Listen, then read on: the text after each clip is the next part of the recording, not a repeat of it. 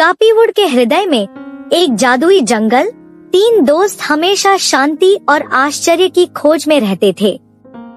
बोबो भालू, स्नेको लोमड़ी और जीजी पक्षी जंगल के साथ सामंजस्य में रहते थे और उन्होंने कई साहसिक कार्य किए थे। लेकिन यह जो आगामी होने वाला था वह बिल्कुल अलग था। एक ठंडी दोपहर जीजी जब आकाश में ऊंचा उड़ रही थी तो उसने नीचे जंगल में कुछ असामान्य देखा। एक चमकता हुआ पंख जो एक अलौकिक रोशनी से दमक रहा था। जीजी आकर्षित हो गई और उस पंख को देखने के लिए नीचे उतरी। जैसे ही उसने पंख को छुआ, एक अजीब कंपन जंगल के नीचे से महसूस हुआ। अचानक जमीन में दरारें पड़ गईं और अंधेरे से एक आकृति उभरी। यह था पंख चोर, एक प्राचीन शक्ति का स्वामी जिसने कभी जंगल के जादू की रक्षा की थी। अब उसका दिल काला हो चुका था और उसकी मंशा में कड़वाहट भर चुकी थी। पंख चोर की आंखें गहरी लाल हो गईं और उसने पंख मांगते हुए कहा, यह पंख मेरे पास होना चाहिए। यह उस कला का कुंजी है जो जंगल का संतुलन बनाए रखती है। इसके साथ मैं वह शक्ति पुनः प्राप्त कर सकता हूँ जो मैंने कभी हासिल की थी। उसने चेतावनी दी कि इस पंख के जीजी के पास रहने से जंगल का संतुलन टूट जाएगा, पत्तियां झड़ने लगेंगी और फूल मुरझा जाएंगे। जीजी ने पंख देने से इनकार कर दिया। उसे पता था कि जंगल खतरे में है, लेकिन अब क्या किया जाए। जैसे ही पंख चोर का जादू आसपास के इलाके में फैलने लगा, बोबो और स्नेको वहां पहुंचे। जंगल के पतन को देख दोनों ने जल्दी समझ लिया कि यह संकट कितनी बड़ी गंभीरता से है। तीनों ने एक वादा किया कि वे बाकी जादुई पंखों को पहले प्राप्त करेंगे ताकि पंख चोर उन्हें न पा सके। अगर वे विफल हो गए तो जंगल हमेशा के लिए अंधेरे में डूब जाएगा। उनकी यात्रा कापीवुड के गहरे हिस्से में गई, जहां प्राचीन पेड़ और जादू की शक्तियां जमीन में बहती थी। वे घने जंगलों से गुजरते हुए, तीव्र नदियों को पार करते हुए और ऊंची पहाड़ियों को चढ़ते हुए हमेशा पंख चोर से एक कदम आगे रहे। रास्ते में उन्हें खतरों का सामना करना पड़ा, खतरनाक जीवों, जटिल पहेलियों और पंख चोर के जादुई अंधेरे से घिरा हुआ एक लगातार खतरा। आखिरकार वे एक प्राचीन पत्थर के घेरे में पहुंचे जो एक विशाल पेड़ की जड़ों में छिपा हुआ था। वहां जीजी ने एक जादुई नक्शा पाया जो पत्थरों पर खुदा हुआ था।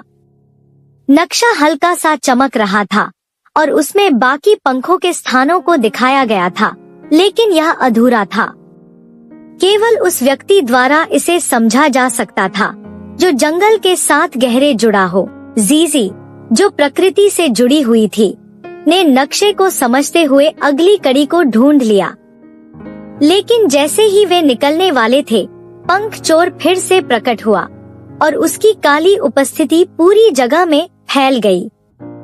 इस बार वह लड़ाई करने नहीं आया था। उसने एक चौंकाने वाला सच साझा किया। वह कभी कापीवुड का रक्षक था, जिसे जादुई पंखों की रक्षा करने की जिम्मेदारी सौंपी गई थी। लेकिन समय के साथ वह अपनी शक्तियों को नियंत्रित नहीं कर पाया और उसकी पीड़ा ने उसे कड़वाहट में बदल दिया। अब वह अपनी खोई हुई शक्ति को फिर से प्राप्त करने के लिए कुछ भी करने को तैयार था। जीजी ने महसूस किया कि पंख चोर पूरी तरह से बुरा नहीं था, बल्कि वह सिर्फ खो चुका था। उसने दया से उसकी तरफ बढ़ते हुए कहा, हम तुम्हारे साथ हैं, आओ हम सब मिलकर जंगल को फिर से बचाएं। और कुछ समय के बाद पंख चोर ने सहमति दी। उसने आखिरी पंख का स्थान बताया और तीनों ने उसे प्राप्त करने के लिए आगे बढ़े। अंत में जब उन्होंने आखिरी पंख को स्थान पर रखा तो कापीवुड में एक जादुई लहर दौड़ गई। पेड़ फिर से हरे हो गए, फूल खिल गए और जंगल ने अपनी खोई हुई सुंदरता को फिर से पाया।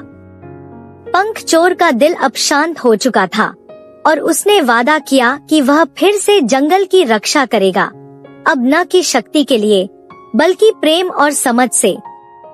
संतुलन बहाल हो चुका था और तीनों अपने घर लौट आए, जहां जंगल अब फिर से फल फूल रहा था। पंखचोर अब एक मित्र और रक्षक के रूप में उनके साथ खड़ा था, और जब बोबो, स्नेको और जीजी ने उस जीवंत दृश्य को देखा, तो उन्हें पता था कि चाहे कोई भी चुनौती सामने आए, वे हमेशा एक दूसरे के साथ होंगे, अपने दोस्ती की ताकत और कापीवुड के जादू के साथ।